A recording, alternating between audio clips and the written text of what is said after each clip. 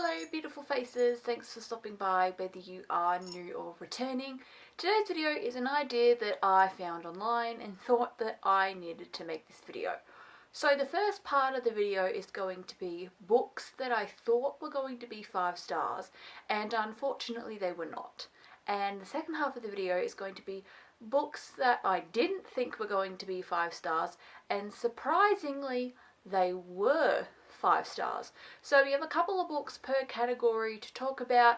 So without further ado, let's just jump right into it. Like I said, starting out with the books that I thought would be 5 stars and unfortunately they weren't. First, I've got The Goal by Elle Kennedy. So this is the 4th book in the Off Campus series. Now I had previously given The Deal, which is my favourite of that series, The Mistake and The Score. I gave those 3 a 5 star, so I had really high hopes when jumping into The Goal and thought that it would be the same. Unfortunately it was not. Let's be real, count how many times I might say the word unfortunately in this video. This, I only ended up giving it a 4 star. I liked it. I noticed with all the books that I've grabbed for this section of the video, none of them I actually disliked. I think I just thought that they were going to be my favourite thing ever, and they weren't. So this one only got a 4 star, whereas like I said, the rest of them got the 5. So also, which I maybe should consider bringing out, but I can't be bothered, the Legacy epilogue novel to this series, that also only got a 4 star. But yeah, I mainly wanted to talk about The Goal because this was like a proper book within that series, and this one only got a 4 star. The other book that didn't get a 5 star for like the same reason as The Goal, this is Wretched by Emily McIntyre. Now I lied a bit, I claimed I didn't really have a book that I was going to talk about in this section that I didn't like. I'm just remembering now that I didn't actually really like Wretched that much.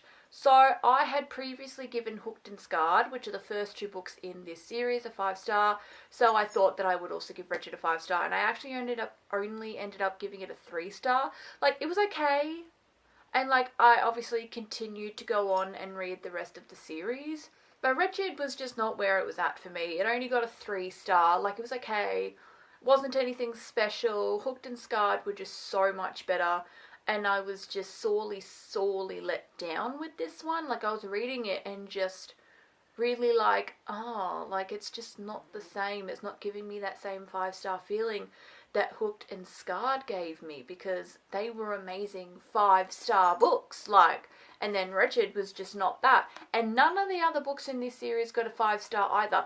Twisted got a 4, so that was like another one that I actually quite enjoyed but didn't get the 5. But yeah, Wretched, because like I said, because this is book 3, so I had like really high hopes. This is where I stopped having those high hopes though, because when I went into Twisted, which is book 4, I was like, okay, so it's probably not going to be a 5. But like with this one, I was kind of hoping it would be, because the first 2 got the 5 stars, so, but this one just did not.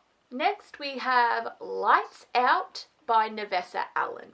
I love this book. Like, oh my goodness, I love this book. But just not enough to give it that 5 star. So I think if I remember correctly, it either got the 4 or the 4.5 star. I don't remember what rating I gave it. I read this last December or last November, one of those months. It was a while ago that I read this. And I really, really liked it. But like I said, it only got either a 4 or a 4.5. It wasn't enough to get the 5. It didn't give me that 5 star feeling. It's really hard to describe, but I get like I guess I could call it like the 5 star feeling. Like, I'm reading it and I'm just like, oh my god, yeah, this is like, oh my god, 5 stars. I didn't have that while reading this. I definitely enjoyed myself because it definitely got a really good rating, but not the full 5 stars. This is more character driven, not necessarily plot driven. I think that possibly might have been why it didn't get the 5. Look, I am down for a character driven book because I love Magnolia Parks and stuff, and obviously I liked this.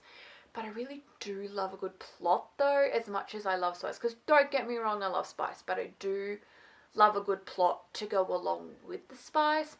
This is a lot more character driven rather than plot driven. There isn't like a big mystery that needs to get solved in here sort of thing. It's more just, She works as a trauma nurse, and then she likes looking at thirst traps when she's not at work, and the mailman character is a thirst trapper person. Like, that's what he does. He likes to make those. And he's like her favorite of the ones that she watches, and then he like stalks her. Like, so this is dark romance. Wretched is also dark romance. So if you have any interest in reading those, like, check the trigger warnings, please. But yes, but this is great. This is comedic and funny. Like, I found this funny, and like, it was good, just not 5-star good. But I definitely enjoyed this, and I am excited for, I think it's called Caught Up, the next book in this series. Lastly, we've got Consider Me by Becca Mack. This is the first book in the Playing for Keeps series. I liked it, again, just not the 5-star. This is only getting a 4-star. I think this dragged on a bit and is a little bit too long. This book has 535 pages. Like, I liked this book, but it really didn't need to be 535 pages. When I did the April reading wrap-up, I think I thought it was only 400 and something. Because I didn't bother to count the pages, but I counted the pages like just then and found out it's actually 500 and something, which is like sports romances. Let's be real, any cute and fluffy romance really doesn't need to be more than 300 and something. You really do not need to be more than 300 and something. The only romance book that I have ever read that was longer than about 300 and something that got 5 stars was Pucking Around. But I think because it was poly, so it's like you got to develop a relationship with more than one person. So I kind of understand that, but this isn't poly. So what the hell are you doing being 535 pages? You do not need to be this long. And the other books in the series, yes, I will read them because I like enjoyed the plot and everything. Like, my only qualm is the length. But they're all like the same size. So that's kind of annoying. So this only got a 4-star because of that. It did feel like it was dragging on. A tiny bit of me was, was it over yet? But it wasn't to do with anything about like plot-wise or anything. Because I actually really enjoyed the book and like the plot and everything. I thoroughly enjoyed my time reading this. MMC was hot. Really like the FMC, and I'm picky with my FMC, so that's a good thing. But yes, I liked this. I know that this is just like, there's a lot of sports romances and they all follow the same mold. And yeah, this follows a mold, but I like the mold. It's a good mold. Just not 5-star worthy. So 4 stars. Now we're going to get into the books where it's like, I didn't think that they would be 5. Like, I wasn't going into it and expecting a 5-star. Came out of it with a 5-star though.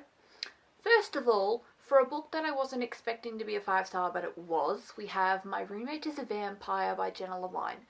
This is a cute, sweet romance, tiny bit of a fantasy element in there because the MMC is a vampire and the MMC has a best friend and a family and like they're vampires as well. But it is more a romance than fantasy. I think it's like, I would personally say like 80% romance, 20% fantasy. Like hardly. Like it's fantasy because he's a vampire, but that, you know what I mean? Like, and they're not in a fantasy world, they're in the modern day world. I don't even find this in the fantasy section of my Dimmicks and QBDs. I find this in the romance section. But I loved it. I thought it was just going to be like, oh yeah, a cute fun time. I'll give it like a 3.5, a 4 or something. Like, I just went in, I just thought, I'd heard good things about it and just thought, alright, let's read this cute little book.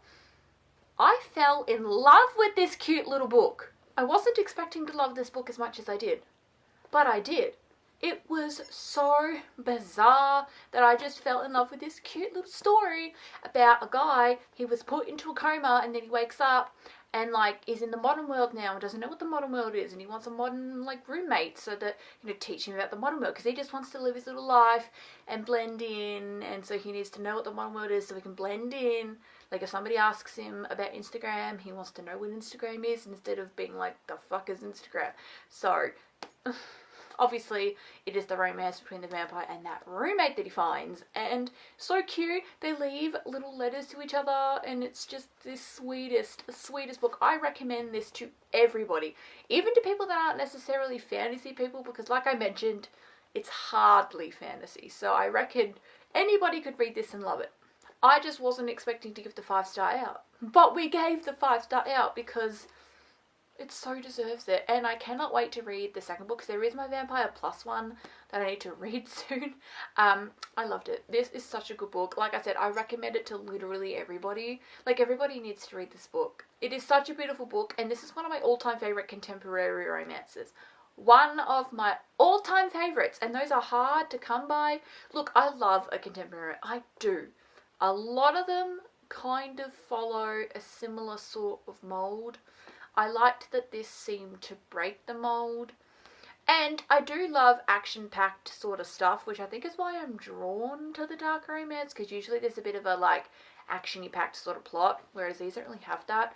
I love these, like, trust me, but, like, it's not my favourite genre ever, and I only have a couple of contemporary romances that I would consider favourite books of all time. There's only a couple of them, but this is one of those couple. Next, we need to talk about Cruel King by Miss Rena Kent. Rena Kent is, honestly, I think she's my favourite author of all time. I think she's my favourite author of all time. I read the Legacy of God series by her last year, and every single book in that series got a 5-star. For some reason, when I went into Cruel King, which is the first book in the Royal Elite series, I wasn't necessarily expecting a 5-star from this. I knew it was going to be different from Legacy. I knew it was going to feel a bit different. Like, these are Legacy parents. Like, I knew it was going to be different. So I wasn't necessarily, like, expecting a 5-star. But it was definitely a 5-star by the end of it. Let me tell you. Levi and Astrid, oh my god, sets up the world perfectly. Levi and Astrid, they're Killian and Glyndon's parents, who are the MMC and FMC from God of Malice. And, oh my god. This book right here, this bloody book, 5 stars. 5 stars. I have given every single Rena Kent book 5 stars. All Elixir Gold got the 5-star. Cruel King got 5-star. All 3 in the Aiden King trilogy. Deviant King, Steel Princess, and Twisted Kingdom. 5 stars.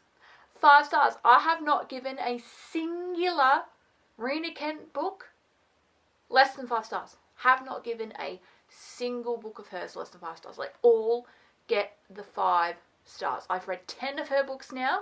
All 10 of them 5 stars. Let's be real, I'm probably going to expect that all Rena Kent will be 5 stars. I would actually be very, very surprised if there's a Rena Kent book out there that I don't give 5 stars. I'd actually be very, very surprised if a book out there existed by her that wasn't 5-star. Auto by author for me. I will read anything that this woman writes because her books are perfection. Next is Daisy Hates. I'm a Daisy Hates girl. I read Magnolia Parks. Yeah, it was alright. I gave it like a 3.5 to a 4-star. Like, it was pretty good. Then we read Daisy Hates. You know the thing where they say you're either a Magnolia girl or you're a Daisy girl? I'm a Daisy girl. I'm a Daisy girl, people. Oh, Daisy Hates. Also because I'm also really in love with Julian Hates. He is my book boyfriend from this series, and he's not even like, you know, it's like, oh, you BJ, you Christian. Can I be Julian? Because I want Julian Hates, and I really hope that in the future we get books with, like, Julian Hates getting a love interest. Because you know what was so interesting about, like, these books? Magnolia books are either from Magnolia or BJ's POV. The Daisy Hates books are either from Daisy, Christian, or Julian's POV. So I absolutely just loved it. I didn't expect for it to be 5 stars because, like I said, I didn't give Magnolia 5. But we gave Daisy Hates 5. I absolutely love this story. I didn't expect to love it as much. But it was so good. And I cannot wait to jump into the rest of the series because I haven't actually continued. I read the first book, I read this second book, haven't continued on, and I really need to. I think I was trying to convince the girlies at book club that we should do the rest of them. And I'm waiting for them to read the first 2 because they haven't read the first 2 yet. So we're just waiting a bit and we'll just see. But like, I really am desperate to continue because I love it. Gossip Girl by Making UK, and I love Gossip Girl. Lastly, we've got The Love Hypothesis by Ali Hazelwood. Another one that I just didn't expect. I thought it was going to be a cutesy little, I'll give it a 3.5, a 4, a 4.5. Like, you know, it'll be alright. You know, it won't be 5-star. It was 5-star. It was a 5-star, and I love Adam Carlson, and I love Olive, and she's so cute. And this book was everything that I needed. I didn't think that the STEMmy thing was going to be for me, because I'm not a science girl. I think I said, like, as sciencey as I get is I enjoy the Big Bang Theory TV show, but I don't get a lot of the sciencey facts. It is pretty cool though that in the show, all of the sciencey facts are real, but yeah, that's as sciencey as I get, okay? I know. But we loved this book. It was everything.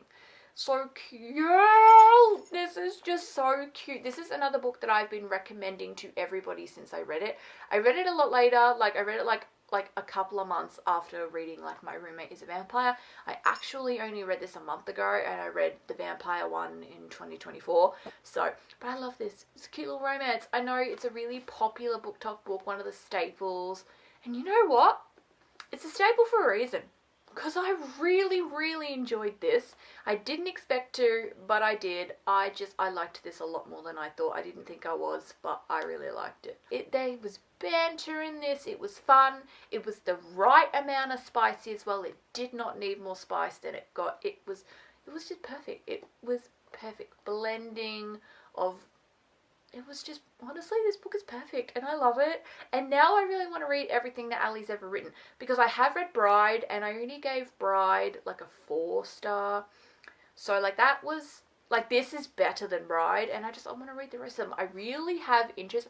I think the 2 Ali Hazelwood books I've got the most interest in are Love on the Brain and Deep End, which is her most recent one. I will obviously read the others. I want to read everything Ali's ever written, but we love the Love Hypothesis. Rightio, that's it for today's video. Thank you for watching. If you did, consider giving it a thumbs up and consider subscribing if you love books just as much as I do. Rightio, that is it. I'll see you next time. Bye-bye.